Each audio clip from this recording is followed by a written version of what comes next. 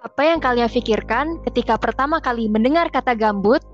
Apakah kebakaran lahan gambut yang sering kali terjadi, atau bahkan konversi lahan gambut yang sering dilakukan melalui pengeringan mendadak?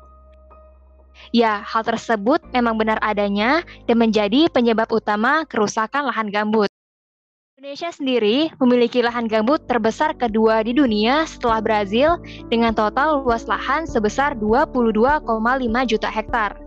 Lahan gambut ini sangat berperan penting bagi dunia karena berfungsi sebagai penyimpan karbon dunia. Di balik catatan rekor tersebut terdapat suatu hal yang sangat memprihatinkan. Sebesar 2,6 juta hektar lahan gambut Indonesia mengalami kerusakan. Kerusakan paling parah terjadi di Riau, yaitu sebesar 611.000 hektar. Apabila lahan gambut rusak, maka sangat berdampak pada pemanasan global yang dalam jangka panjang dapat menimbulkan perubahan iklim. Hal ini menyebabkan perubahan pola hujan dan meningkatkan cuaca ekstrim. Maka dari itu, dibutuhkan solusi cerdas untuk mewujudkan Sustainable Development Goals yang ditargetkan tercapai pada tahun 2030, tepatnya poin ke-13. Sebenarnya, Badan Restorasi Gambut dan Mangrove telah melakukan upaya dengan program 3R, yaitu rewetting, revegetasi, dan revitalisasi ekonomi. Namun, revegetasi membutuhkan waktu yang sangat lama untuk memulihkan tutupan lahan di ekosistem gambut.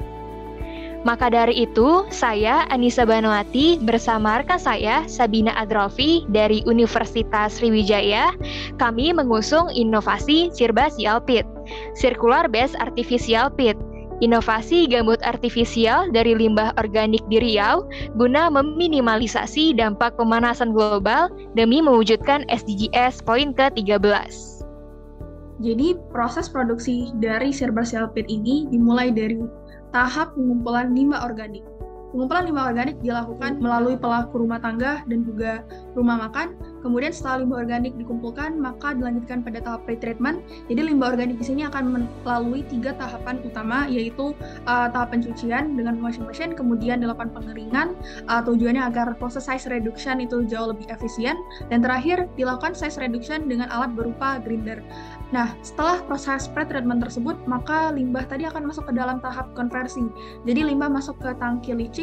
Di tangki leaching ini dilakukan proses leaching dengan pelarut berupa air, kemudian hasil dari leaching tersebut dibawa ke tahap separasi, di mana tahap separasi ini menggunakan alat berupa filter, jadi terjadi pemisahan antara padatan dan juga cairan, yang mana padatan tersebut berupa gambut yang akan dibawa oleh konveyor ke gudang, kemudian air akan dibawa ke tahap purifikasi, dan purifikasi dilakukan dengan alat AOP atau Advanced Oxidation Purification. Kemudian air dari tahap purifikasi ini akan di-recycle kembali ke tahap leaching, sedangkan lumpur hasil proses purifikasi ini akan dikeringkan dan dihasilkanlah pupuk organik sebagai produk sekunder dari proses produksi Sirbasial Pit.